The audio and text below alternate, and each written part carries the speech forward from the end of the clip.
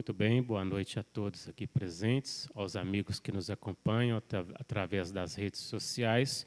A palestra de hoje com o tema Bom Ânimo, capítulo 8 do livro Boa Nova, uma mensagem que é uma psicografia do Chico Xavier, através do espírito Humberto de Campos. Nesta passagem do Evangelho, um livro este em que Humberto de Campos traz várias passagens do Evangelho em que houve diálogos de Jesus com os apóstolos naquela época. Então, este capítulo 8 vai relatar aqui uma conversa de Jesus com o apóstolo Bartolomeu. Então, o tema de hoje, bom ânimo, para a gente entender um pouco. Resumindo um pouco deste capítulo, porque todo o livro Boa Nova, em torno de 4 a 5 páginas por capítulo. Então, para a gente fazer uma leitura dessa aqui, não daria tempo para a gente fazer a reflexão toda. Então, o resumo desse diálogo que Jesus tem com o apóstolo Bartolomeu, Humberto de Campos vai narrar desta forma. O apóstolo Bartolomeu foi um dos mais dedicados discípulos do Cristo. Após uma interrogativa afetuosa e fraternal, Bartolomeu deixou falar-se o seu espírito sensível. Mestre, exclamou timidamente, não saberia nunca explicar-vos o porquê de minhas tristezas amargurosas. Só sei dizer que o vosso evangelho me enche de esperança para o reino de luz que nos espera os corações, além nas alturas. Quando esclarecestes que o vosso reino não é deste mundo, experimentei uma nova coragem para atravessar as misérias do caminho da terra. Jesus fitou-o brandamente e lhe falou com serenidade. O Evangelho terá de florescer primeiramente na alma das criaturas, antes de frutificar para o espírito dos povos. Mas venho de meu Pai, cheio de fortaleza e confiança, e a minha mensagem há de proporcionar grande júbilo a quantos a receberem de coração. A vida terrestre é uma estrada pedregosa que conduz aos braços amorosos de Deus. O trabalho é a marcha. A luta comum é a caminhada de cada dia. Os instantes deliciosos da manhã e as horas noturnas de serenidade são os pontos de repouso. Mas, ouve-me bem, na atividade ou no descanso físico, a oportunidade de uma hora, de uma leve ação, de uma palavra humilde, é o convite de nosso Pai para que semeemos as suas bênçãos sacrossantas. Mestre, os vossos esclarecimentos dissipam os meus pesares, mas o Evangelho exige de nós a fortaleza permanente? A verdade não exige, diz Jesus a Bartolomeu. O Evangelho transforma. Não poderia reclamar estados especiais de seus discípulos. Porém, é preciso considerar que a alegria, a coragem e a esperança devem ser traços constantes de suas atividades em cada dia. Porque nos firmamos no pesadelo de uma hora se conhecemos a realidade gloriosa da eternidade com o nosso Pai? Mestre, não será justificável a tristeza quando perdemos um ente amado? Mas, segundo Jesus para Bartolomeu, quem estará perdido? Se Deus é o Pai de todos nós. Se os que estão sepultados no lodo dos crimes, hão de vislumbrar um dia a alvorada da redenção, por que lamentamos em desespero o amigo que partiu ao chamado do Todo-Poderoso? A morte do corpo abre as portas de um mundo novo para a alma. Ninguém fica verdadeiramente órfão sobre a terra, como nenhum ser está abandonado, porque tudo é de Deus e todos somos seus filhos. Eis porque todo discípulo do Evangelho tem de ser um semeador de paz e de alegria. Chegou a casa pela madrugada. Ao longe, os primeiros clarões do sol lhe pareciam mensageiros ao conforto celestial. O canto das aves ecoavam em seu espírito como notas harmoniosas de profunda alegria. O próprio mugido dos bois apresentava nova tonalidade aos seus ouvidos. Sua alma estava agora clara, o coração aliviado e feliz. Ao ranger os gongos da porta, seus irmãos dirigiam-lhe impropérios, acusando-o de mau filho, de vagabundo, de traidor da lei. Bartolomeu, porém, recordou o Evangelho e sentiu que só ele tinha bastante alegria para dar a seus irmãos. Em vez de reagir asperamente, como de outras vezes, sorriu-lhes com a bondade das explicações amigas. Seu velho pai o acusou igualmente, escorraçando-o. O apóstolo, no entanto, achou natural. Seu pai não conhecia Jesus e ele o conhecia. Não conseguindo esclarecê-los, guardou os bens do silêncio e achou-se na posse de uma alegria nova. Depois de repousar alguns momentos, tomou as suas redes velhas e demandou sua barca. Teve para todos os companheiros de serviço uma frase consoladora e amiga. O lago, como que estava mais acolhedor e mais belo, seus camaradas de trabalho mais delicados e acessíveis. De tarde, não questionou os comerciantes, enchendo-lhes, aliás, o espírito de boas palavras e de atitudes cativantes e educativas. Bartolomeu havia convertido todos os desalentos num cântico de alegria, ao sopro regenerador dos ensinamentos do Cristo. Todos o observaram com admiração, exceto Jesus, que conhecia com júbilo a nova atitude mental de seu discípulo.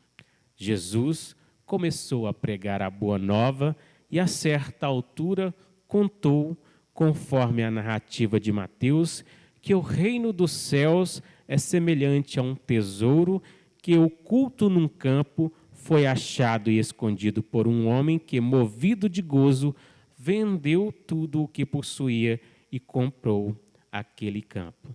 Enviando a Jesus um olhar de amor e reconhecimento, Bartolomeu limpou uma lágrima. Era a primeira vez que chorava de alegria. O pescador de Dalmanuta aderira para sempre aos eternos júbilos do Evangelho do Reino. Uma mensagem muito importante, muito reflexiva para todos nós.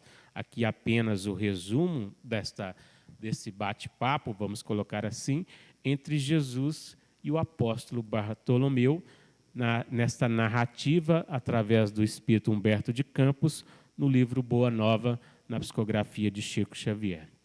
Bom, o tema é bom ânimo, né? E dentro desta leitura que nós fizemos aqui, dentro desta proposta que Jesus, assim, neste convite amoroso, percebendo aqui nesse diálogo com o apóstolo Bartolomeu, é esse diálogo com todos nós também. A todo momento, Jesus nos mostrando, através do Evangelho, que nós temos que ter esse bom ânimo em relação a todas as coisas mesmo. Esse bom ânimo em querer continuar vencendo, não nos deixar debater ou cair nestas tentações, conforme ele coloca no própria oração do Pai Nosso, né? Para que nós não venhamos a cair nas tentações. Tentações essas que, conforme a doutrina espírita coloca para todos nós, se encontram dentro de nós. Ou seja, está ainda naquelas más tendências que Kardec vai colocar para nós no Evangelho segundo o Espiritismo, a ser transmutadas, a ser trabalhadas, a ser colocadas para fora, nesse processo de reconhecermos que nós temos ainda dificuldades a ser vencidas, questões outras a ser trabalhadas, mudanças de atitudes, mudanças de comportamentos, baseado em questões que nós achamos que deve ser, mas que não é o corretamente. Percebe na leitura que fizemos, os irmãos ali maltratando Bartolomeu, né, acusando-o de até vagabundo, de ir contra a lei, que para eles a lei naquela época era a lei de Moisés, né, e não o que Jesus veio derrogar. Em momento algum Jesus ainda coloca isso nos seus ensinamentos, que não veio destruir esta lei, apenas dar cumprimento, ou seja, esclarecer de outra forma, de atitudes mais comoventes para todos nós, de forma mais acalentada, ou seja, mais tocante aos nossos sentidos, né?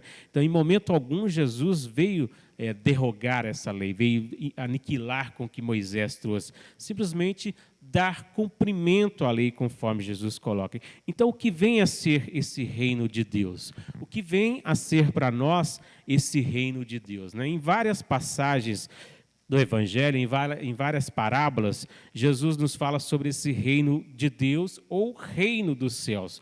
O símbolo, ele é referente ao processo de evolução do ser espiritual pela prática das virtudes. Nós só vamos prosseguir a nossa caminhada, ou seja, evoluir, se nós irmos vencendo as más tendências que nós trazemos, colocando em prática as virtudes que se encontram dentro de nós também, de forma latente, conforme Kardec vai nos falar, que é através do trabalho de educação dessas caracteres, colocando isso em evidência. E aí nós vamos entender esse processo de despertar íntimo de cada um, conforme aqui na passagem de hoje, esse despertar para o apóstolo Bartolomeu, através desse ensinamento de Jesus, que buscar o reino de Deus é evoluir até essa plenitude, nesse caminho, buscando esse equilíbrio existencial para todos nós. É sairmos dessa consciência de sono para a consciência desperta, até nos tornarmos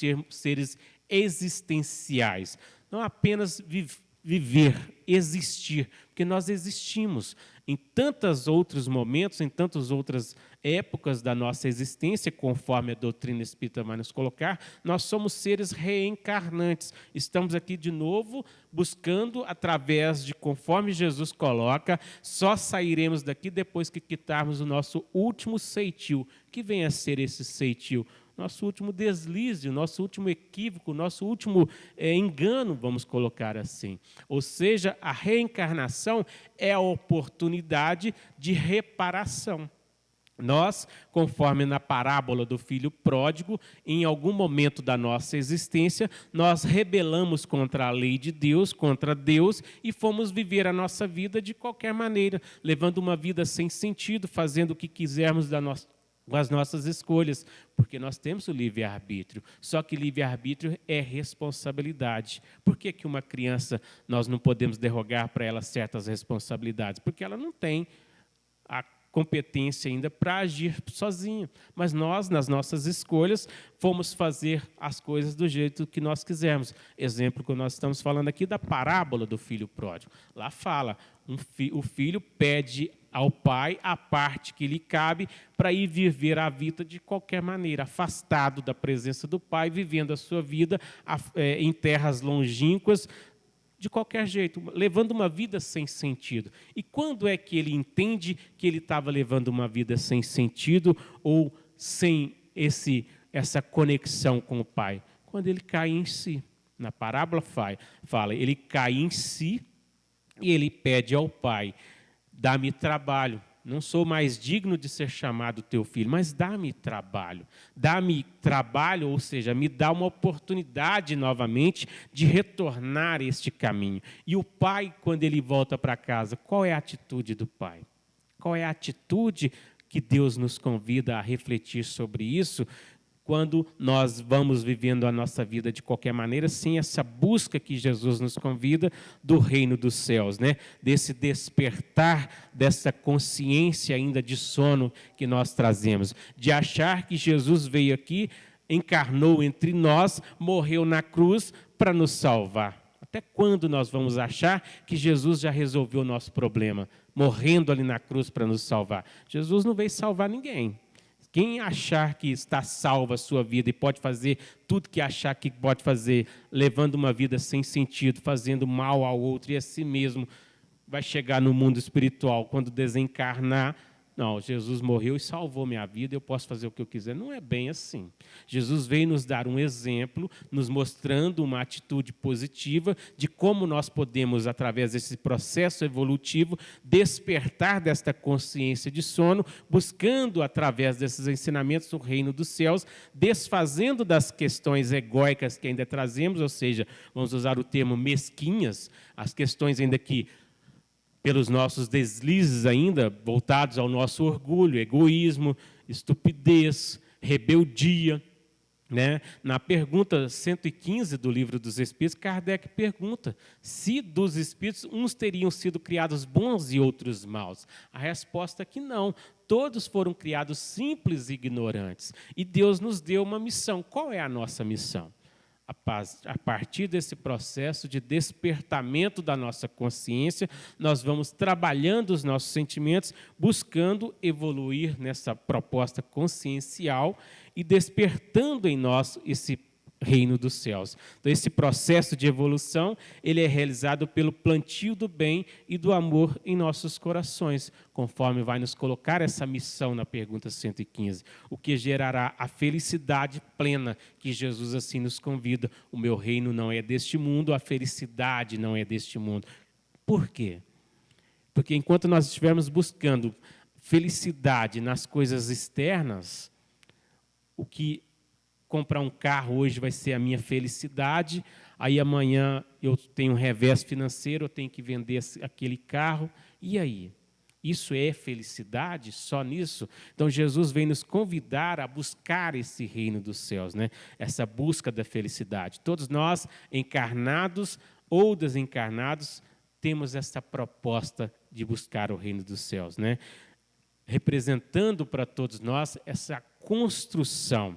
Então, a evolução ela acontece a partir desta semente divina em nós, a partir desse despertar, desse plantio do amor, do bem que Jesus nos convida, trazendo para nós esse despertamento da consciência, né?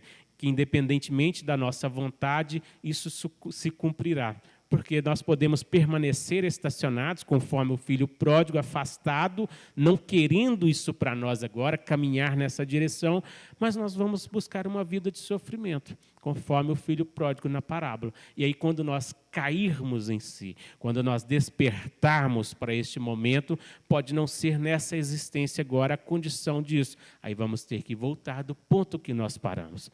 E é o que a doutrina coloca.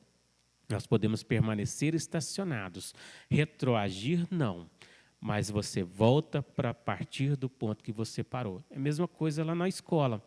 Você pode abandonar a escola lá na 5ª série, mas quando você voltar, você não vai voltar na 6ª, você tem que voltar na 5ª. E aí você vai ver todas as matérias de novo. Ah, mas eu abandonei lá no fim do ano. Não interessa, você vai voltar no início. Você vai começar tudo de novo. Então, é desse propósito para a gente refletir. Então, a evolução ela acontece a partir desse despertar, desse colocar em prática o Evangelho em todos nós. O homem é um ser espiritual, ou seja, nós somos seres espirituais e não seres carnais. Ora nós estamos encarnados, ora estaremos desencarnados. Esta é o que Jesus nos diz. Então, Jesus diz que, em quaisquer circunstância, a semente brota e cresce. Ou seja, ele está referindo isso na parábola do joio e do trigo, na parábola que vem nos trazer um entendimento acerca do que nós estamos semeando na nossa vida, de que forma nós estamos levando a nossa evolução, a nossa caminhada. Jesus está simbolizando esse processo dessa evolução nossa. Então, quando a pessoa se encontra numa fase de consciência de sono, rebelando-se contra as leis de Deus, contra as leis divinas, conforme nos ensina na parábola do filho pródigo, que ele se rebela, ele pede a parte que lhe cabia e vai viver de qualquer forma, tanto na postura do filho mais novo, tanto na postura do filho mais velho, porque o filho mais velho também, na parábola, aparenta ser um filho bonzinho, mas não é. Se a gente for estudar a parábola, depois convido a vocês, já fiz aqui um estudo sobre essa parábola, está no site da casa, para a gente refletir que o filho mais velho não é um filho bonzinho que ficou na presença do pai. Porque quando o pai dá a parte que lhe cabe ao que pediu, dá também ao que ficou. Reparte a fazenda em partes iguais para os dois. E na parábola fala lá que ele não tinha ganhado nenhum cabrito. Nunca tinha dado a ele um cabrito. E recebe o filho pródigo, que é o filho que vamos colocar como insensato, que sai para viver a vida de qualquer maneira. O pai o recebe com festa. Deus vai nos receber a todos com festa. Todos nós. Deus quer que nós caminhemos nessa direção. Reflitamos acerca do seu evangelho e busquemos esse caminho nesse processo evolutivo. Então, ele está nos recebendo com festa. A parábola da ovelha perdida retrata isso, quando Jesus narra a parábola e fala: achei a ovelha que estava perdida, venham, alegram-se conosco. Ela estava perdida e foi achada. O filho pródigo na parábola é isso, estava perdido e reviveu, estava morto e reviveu. Na passagem da parábola fala isso. Então todos nós, através desse processo de despertamento desta consciência de sono, vamos estar, de certa forma, não buscando esse caminho, mortos. Aí, quando nós despertamos nesse entendimento, nós vamos reviver, nós vamos nos achar novamente no caminho e seguir nesta proposta que Jesus nos convida a refletir acerca do Evangelho. Então, a partir do momento em que buscamos nos iluminar com a verdade, que é conforme João nos traz, conhecereis a verdade e a verdade vos libertará. Libertará de quê?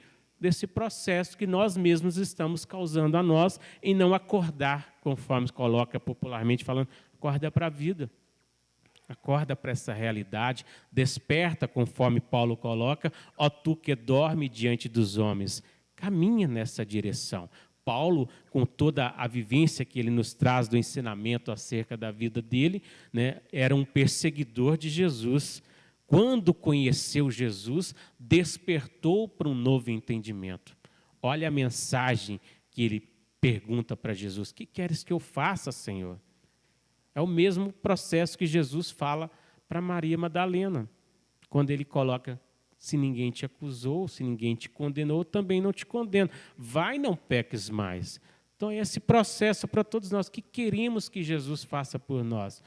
O caminho é esse. Já nos deu o ensinamento. Quer que nós acordemos, despertemos a nossa consciência de sono e busquemos seguir nessa verdade. Então, a busca da verdade ela é necessária para que, com ela, possamos nos libertar dessas imperfeições, dessas más tendências, conforme Kardec coloca para todos nós, fazendo com que elas venham à luz, ou seja, sejam transcendidas. É necessário trazer esses sentimentos egóicos à luz, para fora, para essa reflexão, para a gente entender que nós ainda somos ciumentos, somos egoístas, somos orgulhosos, somos rebeldes, ainda estamos nos rebelando contra a lei de Deus, né? Então, trazer à luz, à medida que vamos tomando contato com a verdade universal que está no Evangelho de Jesus, conforme a doutrina nos coloca, nós vamos buscando esse autoconhecimento que Santo Agostinho vai nos colocar na pergunta 919 do Livro dos Espíritos. Kardec pergunta: qual é o meio mais prático, mais eficaz tem o homem de se melhorar nesta vida? Qual é o meio? Qual é o jeito? Qual a maneira? O que nós aqui podemos fazer para entender tudo isso? Trabalhar esses sentimentos egóicos que ainda trazemos, trabalhar essas mazelas interiores ainda, refletir nessa verdade que Jesus nos convida para vencer essas más tendências ainda. Qual é esse meio? Santo Agostinho coloca que é o autoconhecimento. E ele ainda diz, um sábio da antiguidade já vos disse, conhece-te a ti mesmo. Sócrates, há 400 anos antes do Cristo, falou isso. E aí Kardec insiste, tá, tudo bem, entendemos esse processo de conhecimento, mas como fazer isso? Como nos conhecer? Como nós todos podemos, assim, nos conhecer melhor? Começar a refletir nas nossas ações, nas nossas atitudes, nos nossos atos, conforme Santo Agostinho coloca. Um espelho da vida para nós. Olhar para dentro de nós mesmos, começar a pensar naquilo que nós temos feito e não feito. Porque conforme na pergunta 642 aqui do Livro dos Espíritos, Kardec pergunta se basta não fazer o mal para agradar a Deus. E a resposta não é só não fazer o mal, é fazer o bem no limite das nossas forças, porque nós seremos responsáveis pelo mal de não ter feito o bem. Entendem? Então, se, por exemplo, em nossas reflexões, com o fim de autoconhecimento, percebemos uma tendência à rebeldia, qual é o compromisso para conosco? Como nós podemos pensar se eu tenho um lado rebelde ainda? Se eu ainda xingo, se eu ainda maltrato, se eu ainda falo asperamente com o outro. Né? Exemplo, na história que Jesus traz com Bartolomeu, dos irmãos agredindo a Bartolomeu. O pai agredindo a Bartolomeu. E qual foi o pensamento dele? Eles não conhecem Jesus. Eles não conhecem Jesus. Então, se a gente for pensar a maldade que há no mundo hoje, por quê? Porque eles não conhecem Jesus. Por isso, Jesus lá na cruz falou, perdoe-os, não sabem o que fazem. Ou fingem não saber. Ou fingem não sentir. Ou fingem não querer saber. Entendem? Então, é uma proposta que Jesus vem nos trazer nessa busca de bom ânimo, nesse caminho evolutivo nosso, despertando-nos nessa consciência de sono. Então, como nós podemos fazer esse processo e entender, às vezes, que nós temos uma rebeldia? Fazer com que essa rebeldia venha à luz, ou seja, aceitá-la, compreendê-la. Eu sou rebelde, eu sou ignorante, eu sou egoísta, eu sou orgulhoso, eu sou ciumento. Eu ainda trago dificuldades internas a ser trabalhadas. E aí, a partir desse momento, nós começamos a nos conhecer. Como fazer isso? Como podemos, assim, fazer isso? Primeiro, reconhecendo a existência desse sentimento. Primeiro, reconhecer. Esse já é o primeiro passo. Aceitando-o como algo a ser iluminado para trazer até ele a virtude que transforma a rebeldia em mansidão e humildade e aceitação, conforme Jesus coloca. Então, a pessoa vai amansando a rebeldia gradualmente, a mansidão que estava oculta sobre a rebeldia virá à luz, enquanto a rebeldia vai sendo transmutada. E aí você começa a trabalhar os seus sentimentos, você começa a melhorar nessa vida, conforme Kardec coloca. Aí você começa a entender esse processo de transformação, que é lento, mas sendo imprescindível fazer exercícios continuados, pacientes, perseverantes, conforme Jesus coloca. Aquele que perseverar será salvo. Ou seja, aquele que perseverar conseguirá transmutar todos os seus sentimentos, trabalhar todos os seus vícios, todas as suas dificuldades, trazer à luz, conforme coloca, todos os seus desequilíbrios, refletir sobre todas as suas ações. Então, aquele que faz esforços para se autoconhecer e conhecer a verdade universal, o que terá cada vez mais? A autoiluminação, resultante de trazer à luz o que estava oculto de forma latente no ser essencial. Conforme Kardec coloca, todas as virtudes se encontram latentes dentro de nós. É a proposta de Jesus quando ele diz que se nós tivermos a fé do tamanhozinho de um grão de mostarda, nós podemos mover as montanhas. Quais montanhas são essas? Todas essas. Montanhas do orgulho, do egoísmo, desses sentimentos egóicos que ainda trazemos. Trazer isso afora. Perceber que nós ainda temos que vencer tudo isso. Então, a fé do tamanho de um grão de mostarda, que Jesus coloca, ela vai crescer e se transformar numa grande árvore, é esse processo de despertamento nosso da consciência de sono, compreendendo o essencial para todos nós na vida e ir nessa direção sublime de vencer as dificuldades, né? Então, é através disso. Quanto mais a pessoa realizar ações nessa direção, ou seja, quanto mais nos envolvermos nessa direção, ao essencial, a essa busca do reino dos céus, mais lhe será dado em forma de forças, ou seja, de ânimo, de determinação, entusiasmo, para a continuidade do processo de autotransformação.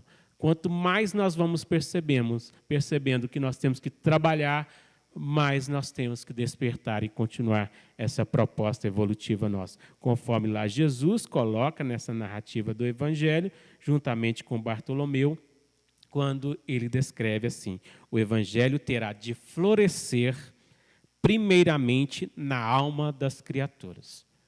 Primeiramente. É a semente que todos nós temos que plantar. É o trigo que precisa ser plantado, cultivado, trabalhado para que o joio não venha crescer sobre ele, o joio ainda dos sentimentos egóicos não venha tampar, ou seja, a esconder as sementes das virtudes, conforme na parábola, na narrativa aqui, ao finalzinho nós falamos, enviando a Jesus um olhar de amor e reconhecimento, Bartolomeu limpou uma lágrima, era a primeira vez que chorava de alegria. O pescador de Dalmanuta aderira para sempre aos eternos júbilos do Evangelho de Jesus. Aquele que busca esse caminho, conforme Jesus coloca, esse entendimento, aquele que está em mim, conforme Paulo traz e fala, já não sou eu mais quem vivo, mas o Cristo que vive em mim. Essa é a proposta. Por isso Jesus já diz assim, eu e o Pai somos um, porque ele vibrava na essência de Deus, ele vibra na essência de Deus. E é esse o convite para todos nós. E aí, conforme Jesus coloca, a pregar a boa nova, a certa altura, contou conforme a narrativa de Mateus, que o reino dos céus é semelhante a um tesouro que oculto num campo estava, foi achado e escondido por um homem que, movido de gozo, vendeu tudo o que possuía e comprou aquele campo. O que ele está trazendo com esse entendimento? Que tesouro oculto é esse? Não são tesouros aí achados conforme o campo. Que campo é esse? O campo da vida. Que tesouro é esse? As virtudes. Começam a achar, a trazer para fora. Aí vocês vão ver o tesouro que tem dentro de vocês. Todos nós temos isso dentro de nós. Já fomos criados assim. Vou ler para vocês aqui a pergunta 115, quando Kardec fala e coloca desse jeito, para todos nós refletir. No capítulo do Livro dos Espíritos, capítulo 2, capítulo 1, livro 2, Progressão dos Espíritos, pergunta 115.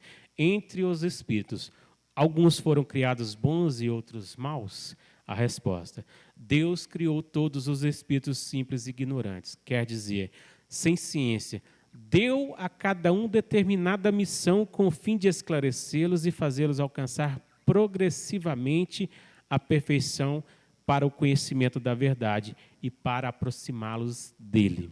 A felicidade eterna e pura é para aqueles que alcançam essa perfeição. Os espíritos adquirem esses conhecimentos passando pelas provas que Deus lhes impõe. Alguns aceitam essas provas com submissão e alcançam mais prontamente o fim de sua destinação. Outros não a suportam senão murmurando e, por suas faltas, permanecem distanciados da perfeição e da felicidade prometida. Ou seja, o próprio Cristo.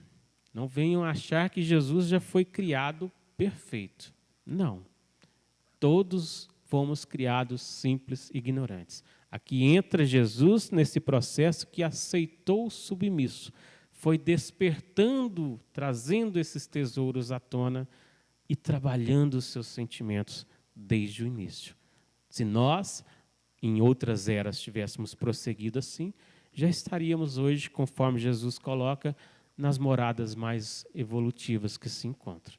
Ainda estamos num mundo de expiações e provas, segundo o grau evolutivo que ainda estamos, segundo a capacidade de despertamento que ainda estamos. Então, aquele que faz esforços para se autoconhecer e conhecer a verdade universal, o que terá cada vez mais?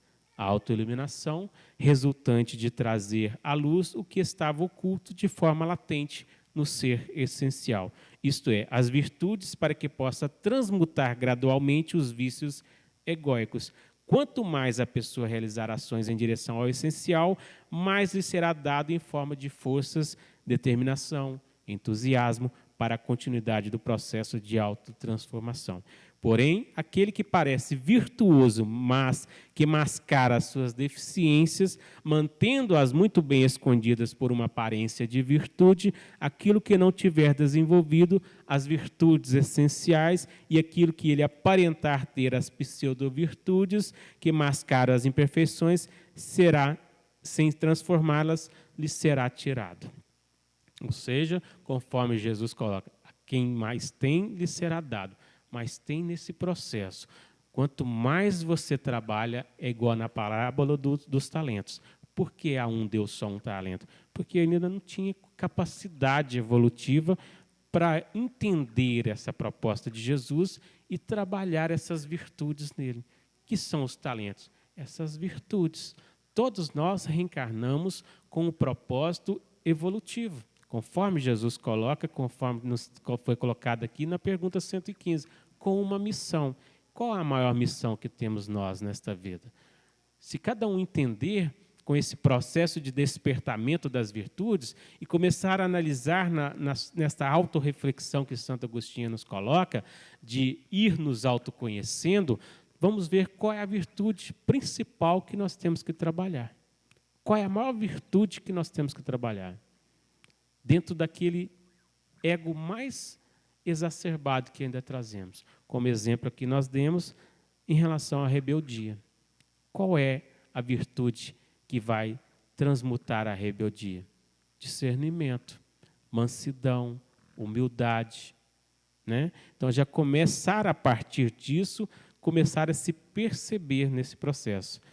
Nisso, nós vamos trabalhando, buscando nos conhecer e conhecer as leis divinas que trazemos na própria consciência, adquirindo esta fé inabalável, a fé convicta, porque conhece os motivos pelas quais estamos passando, pelas experiências que nós podemos colocar como desafio e as transforma naturalmente em experiências de aprendizado.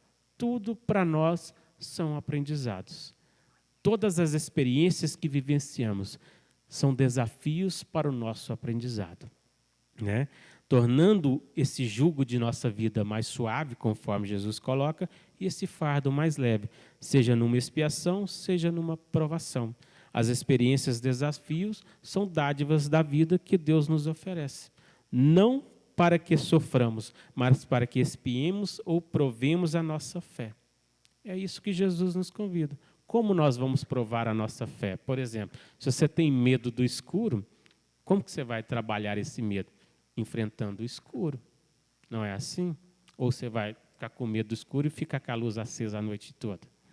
Então, ensinar isso desde cedo para a criança, que traz esse processo para a gente ir entendendo. Então, são um teste em que avaliamos se estamos vivenciando a vida de maneira profunda. Ou seja, edificando sobre a rocha, conforme Jesus coloca na parábola da rocha, da casa edificada sobre a rocha. Ou seja, de maneira superficial, edificando ela de maneira superficial sobre a areia. Até quando nós vamos construir a nossa vida pautada na edificação da casa sobre a rocha, com essa firmeza, com essa segurança, ou na areia, conforme Jesus coloca, numa vida sem sentido, que qualquer situação de desequilíbrio que surgir, nós vamos sentir abalados, né? Então, nós precisamos buscar essa compreensão. Quando um desafio nos bate à porta, ao invés de meditarmos sobre a experiência e o aprendizado que podemos ter, infelizmente, nós vamos blasfemar. Vamos reclamar contra a vida, contra Deus, contra tudo, contra todos, porque não nos achamos merecedores daquela provação ou daquela expiação. Por que comigo, meu Deus? Por que eu? O que eu fiz para merecer isso? E às vezes a pessoa está levando uma vida sem sentido, está buscando prazeres que não são edificantes, conforme Paulo coloca, tudo é lícito, mas nem tudo edifica, porque nem tudo convém. E aí, infelizmente, nós ainda estamos construindo a nossa casa sobre areia. Então, outras vezes, esses sentimentos nos levam a comparar-nos com as demais pessoas que têm mais do que nós ou que têm menos dificuldades do que nós. Essa prática faz com que nos sintamos piores do que os outros, né, a quem Deus cobre de graças, enquanto somos alvo de desgraças. Quantas vezes nós reclamamos da vida nesse sentido? Quantas vezes nós buscamos esse processo? Então, arrependimento, conquanto seja o primeiro passo para a regeneração, conforme vai nos trazer Kardec, não basta por si só. São precisas a expiação e a reparação. Expiação, esse momento que estamos vivendo. Arrepender, buscar reparar, construir uma vida nova.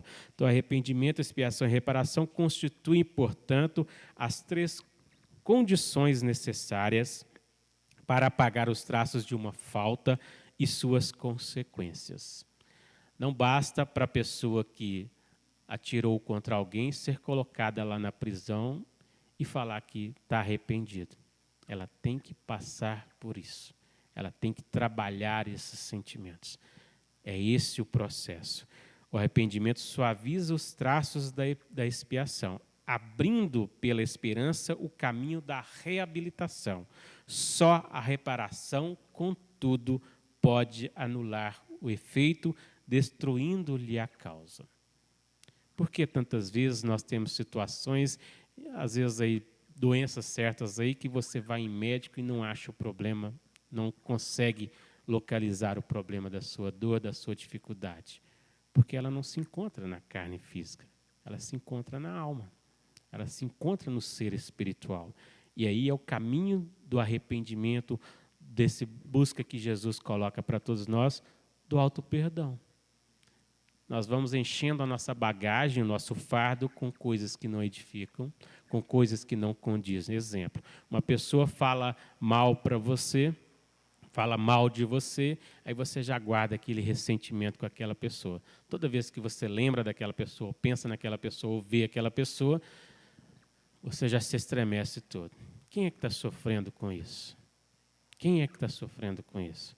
E aí vem Jesus e diz, antes de vir ao altar, deixar a sua oferenda, volte, analise se não há nada que você tenha que reparar, ou perdoar, ou rever, ou corrigir, repensar.